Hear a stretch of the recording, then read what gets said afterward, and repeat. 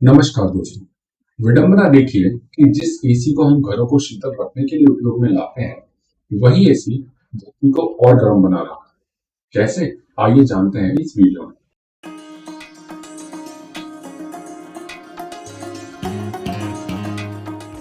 ये बात बहुत पहले समय की नहीं है, जब गर्मी के निवारण के लिए हाथ से जलने वाले पंखों का उपयोग किया जाता था।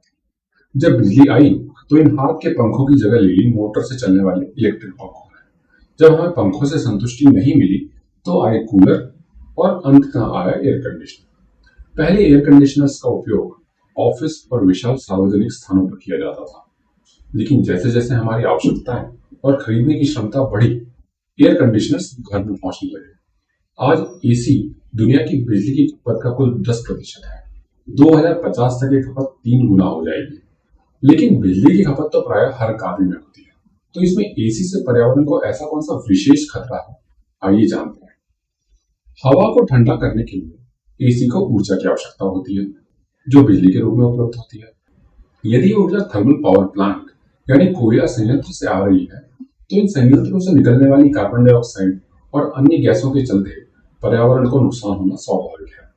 जब हम एसी को चलाते हैं तो हमारे कमरे की गर्मी को एसी बाहर फेंकता है, जिससे कि अंदर का तापमान तो कम हो जाता है, लेकिन बाहर का तापमान बढ़ जाता है।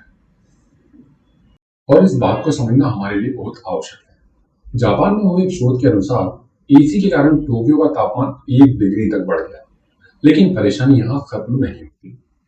एसी के कारण तापमान बढ़ता है, जिसके कारण और एसी चलते हैं, और इस प्रकार एक दुष्चक्र चलने लगता है, जिसका परिणाम होता है धरती का लगातार बढ़ता हुआ तापमान।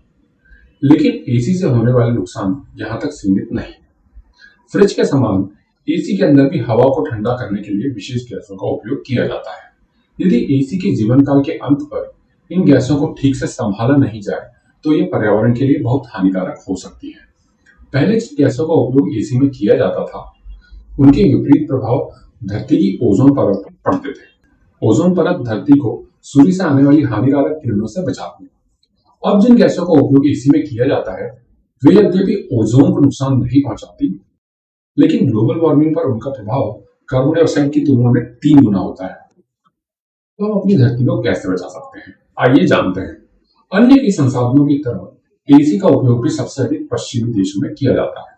अमेरिका में 90% से अधिक घरों में एसी है, जबकि भारत में करीब 5%। लेकिन पश्चिमी देशों को डर है कि यदि तथाकथित विकासशील देशों में एसी का उपयोग बढ़ा तो इसका विपरीत असर पर्यावरण पर पड़ेगा।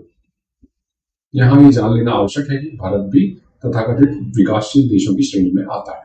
यद्यपि पश्चिमी देश तब तक हमें भाषण देने का अधिकार नहीं रखते जब तक हमारा और उनका संसाधन दोहन का स्तर एक समान नहीं हो जाता, लेकिन हमारी संस्कृति ने हमें सदैव वसुधैव कुटुंबकम और परोपकार जैसे रूल सिखाए हैं। इसलिए हमें पर्यावरण के संरक्षण के लिए अपना योगदान देना ही चाहिए, जो कि इस प्रकार हो सकता है। जितना संभव हो पंखों का उपयोग करें, एसी को कम चलाएं। जब एसी चलाएं तो उसे सामान्य तापमान के आसपास चलाएं, जैसे कि 25-26 डिग्री।